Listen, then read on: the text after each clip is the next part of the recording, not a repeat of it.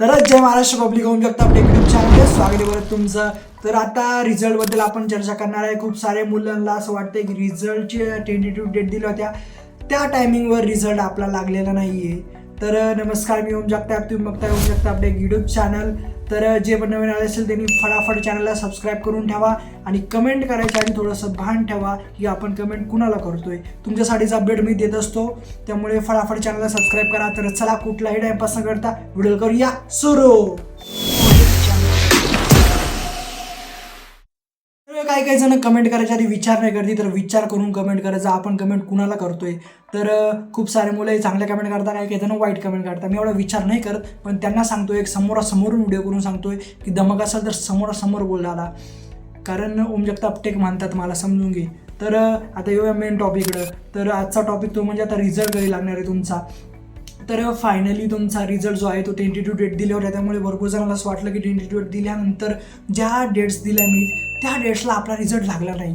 तर तुम्ही खाली एक नोटीस वाचली होती, कधी नोटीस वाचली असेल तर परत एकदा वाचून घ्या, कारण तुमचा जो रिझल्ट आहे तो आधी लागू शकतो किंवा नंतर पण लागू शकतो. तर ज्या डेट्स आल्या होत्या त्याच डेट्स मी तुम्हाला दिल्या होत्या. तर मला ह्या व्हिडिओमध्ये एवढंच सांगायचं आहे तुम्हाला की तुमचा जो रिझल्ट आहे ना तो सध्या म्हणजे डिले झालेला आहे. कारण काही काही केसेसमध्ये डिलेसुद्धा रिझल्ट होतो. खूप साऱ्या मुलांना वाट बघावं लागते. हे पहिल्यांदाच नाही, खूप साऱ्या वेळेस घडलेलं आहे. म्हणजे युनिव्हर्सिटी तुम्हाला माहिती आहे कशी आपली युनिव्हर्सिटी तर एकदम आळशीच म्हणा युनिव्हर्सिटीला. कारण खूप साऱ्या मुलांचे रिझल्ट जे लागलेले ते सुद्धा काही काही त्यांचे रिझल्ट नीट दिसत नव्हते. लागल्यानंतर खूप सारे प्रॉब्लेम आले रिझल्टमध्ये, पॉईंटर काही त्यांचा चुकीचा.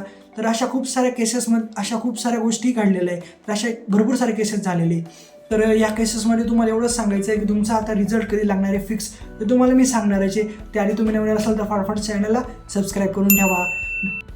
तर आता रिझल्ट तुमचा म्हणजे एवढा लेट का होतोय, तर एवढा लेट होण्याचं कारण म्हणजे की आता तुमचे पेपर तुम्हाला माहितीचे पेपर आपले खूप लेट, म्हणजे पेपर टाईम टेबल शेड्यूल तर एकदम लवकर झालेलं होतं, पण त्याच्यामध्ये एक प्रॉब्लेम झाला तुमचा, तो म्हणजे इलेक्शनमुळे तुमचे पेपर काय झाले, 2 पेपर पुढे ढकलले, त्यामुळे तुमचे पेपर लेट झाले, चेकिंग लेट झाली, त्यामुळे तुमचा रिझल्टसुद्धा डिले होऊ शकतो. बट माझ्याकडे जोपर्यंत म्हणजे PDF फॉर्मॅटमध्ये जोपर्यंत येत नाही की रिझल्ट का डिले झालेला आहे, तोपर्यंत मी तुम्हाला प्रॉपर सांगू नाही शकत.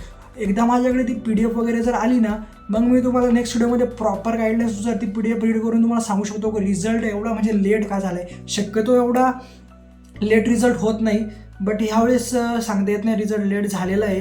कारण म्हणजे दरवेळेस पण असं होतच असतं, रिझल्ट डिले होतो, लेट होतो.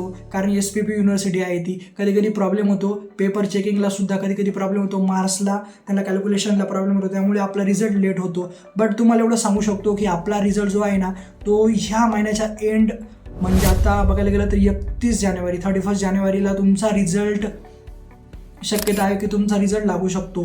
त्यानंतर जर नाही लागला तर त्या आधीसुद्धा लागू शकतो. मी ज्या डेट्स सांगितल्या आहे त्या डेट्सनुसार उद्यासुद्धा तुमचा रिझल्ट लागू शकतो. त्यामुळे तुम्ही साईटवर चेक करत चला, कारण एकदम परफेक्ट डेट आपल्याला सुद्धा माहिती नाही. कारण परफेक्ट प्रिडिक्शन तुम्हाला जर दिलं आणि त्या दिवशी जर लागला नाही तर मग काय.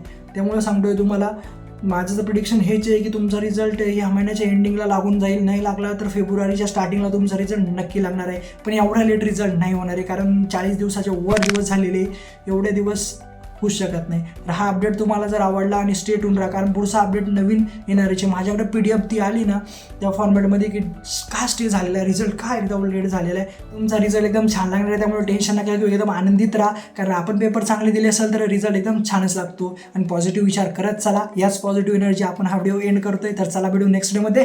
कायम असत राहा.